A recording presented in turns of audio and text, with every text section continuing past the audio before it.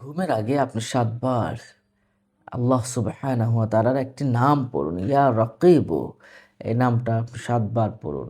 অথবা আপনার ছেলে-মেয়ের ঘাড়ে কোনো মানুষের ঘাড়ে হাত দিয়ে এভাবে হাত দিবেন। ঘাড়ে হাত দিয়ে মাত্র ৭ বার ইয়া রাকিবু, ইয়া রাকিবু, ইয়া রাকিবু পাঠ করুন। আচ্ছা তাহলে কি হয়? ঘুমের আগে যদি আপনি ৭ বার ঘরের ভিতরে আপনি যদি পড়েন, ঘরের ৪ কোণায় ৪ টা ফু দিলেন। এক জায়গায় দাঁড়িয়ে একটু ইশারা করে ফু দিলে কিন্তু হয়ে যাবে মুখ ফিরিয়ে। শয়নকালে, ঘুমের কালে ৭ বার আপনি ঘরের চতুর্দিকে ফু দিলে আপনার ঘরে চোর, ডাকাত, কোনো খারাপ ধরনের মানুষ আপনার ঘরের ভিতরে আসবে না এবং কোনো ক্ষতি হবে না আপনার। কোনো অনিষ্ট হতে দিবে না। নিশ্চয়ই বিষয়টা বুঝতে পারছেন সম্মানিত দর্শক শ্রোতা।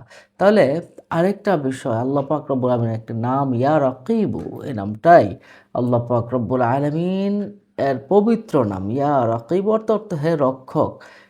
এই নামটা যদি আপনি কোনো ছেলে বা মেয়ের অথবা যে কারো শরীরে হাত দিয়ে, ঘাড়ে হাত দিয়ে আপনি যদি ৭ বার ইয়া রাকিব পাঠ করেন, কোনো রকম বিপদ আসবে না ইনশাআল্লাহ। কোনো রকম বিপদ আসবে না। সম্মানিত দর্শক ও শ্রোতা, এই ভিডিওটা অন্য মুমিন মুসলমানকে শেয়ার করে দিতে